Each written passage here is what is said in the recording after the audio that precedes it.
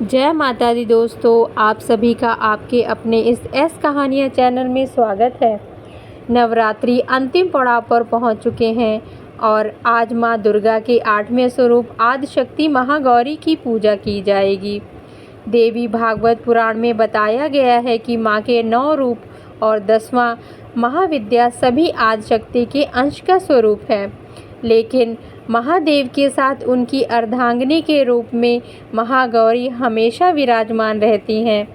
माँ दुर्गा के इस स्वरूप की पूजा करने से सोम चक्र जागृत होता है और इनकी कृपा से हर असंभव कार्य पूर्ण हो जाते हैं। ज़्यादातर घरों में इस दिन कन्या का पूजन किया जाता है और कुछ लोग नवमी के दिन पूजा अर्चना करने के बाद कन्या पूजन करते हैं। आइए जानते हैं माँ महागौरी की पूजा विधि।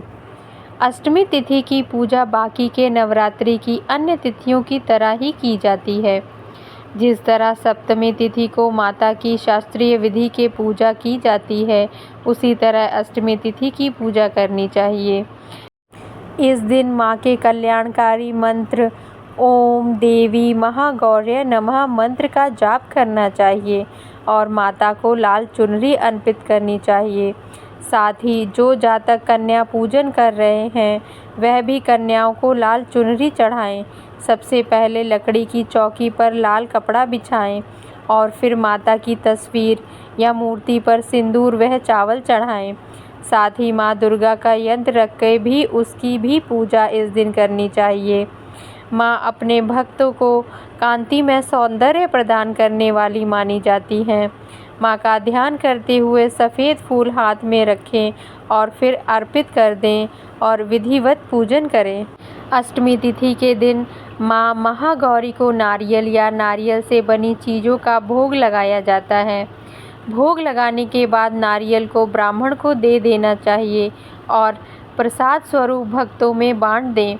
जो जातक आज के दिन कन्या पूजन करते हैं वह हलवा, पूड़ी, सब्जी और काले चने का प्रसाद माता को लगाते हैं और फिर कन्या पूजन करते हैं।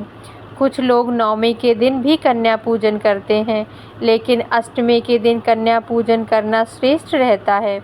कन्याओं की संख्या 9 हो तो अति उत्तम, नहीं हो तो 2 कन्याओं के साथ भी पूजा की जा सकती है।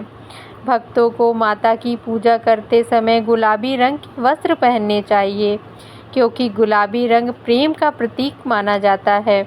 इससे परिवार के सदस्यों के बीच आपसी प्रेम बना रहता है और यह रंग परिवार को प्रेम के धागों में गूंथ कर रखता है।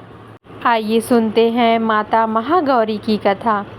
देवी भागवत पुराण के अनुसार देवी पार्वती अपनी तपस्या के दौरान केवल कंदमूल, फल और पत्तों का आहार करती थी।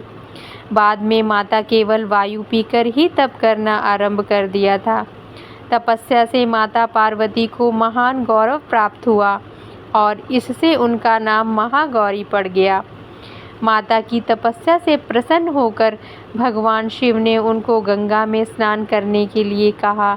जिस समय माता पार्वती गंगा में स्नान करने गईं, तब देवी का एक स्वरूप श्याम वर्ण के साथ प्रकट हुई, जो कौशिकी कहलाईं, और एक स्वरूप उज्ज्वल चंद्र के समान प्रकट हुआ, जो महागौरी कहलाईं।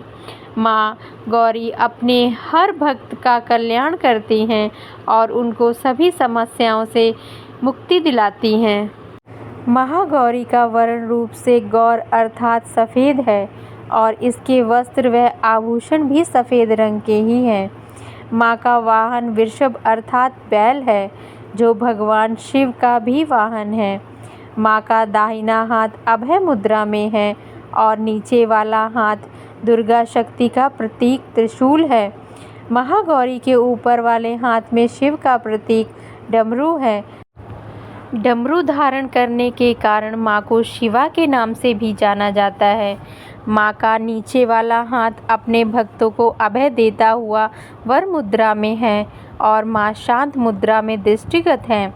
देवी के इस रूप की प्रार्थना करते हुए देव और ऋषिगण कहते हैं कि सर्वमंगल मांगल्ये शिवे सर्वार्थ साधिके शरण्य त्र्यंबके गौरी नारायणी नमोस्तुते।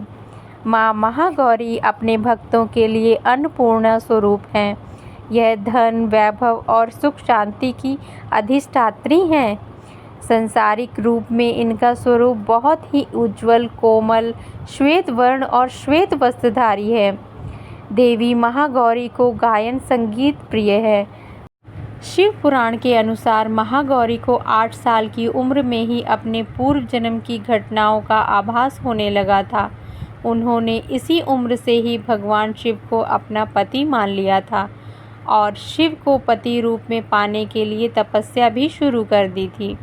इसीलिए अष्टमी तिथि को महागौरी के पूजन का विधान है। इस दिन दुर्गा सप्तशती के मध्य चरित्र का पाठ करना विशेष फलदायी होता है। जो लोग 9 दिन का व्रत नहीं रख पाते, वे पहले और 8वें दिन का व्रत कर 9 दिन का फल प्राप्त कर सकते हैं। मेरी माता गौरी से यही प्रार्थना है कि जो भी माँ गौरी का महात्म्य वह कथा पढ़े या सुने, उस पर माँ गौरी की कृपा सदैव बनी रहे। धार्मिक व्रत कथाएं और कहानी सुनने के लिए मेरे इस चैनल को सब्सक्राइब कर लें। यह कथा आप सभी को अच्छी लगी हो तो इस वीडियो को लाइक करें। जय माता दी दोस्तों।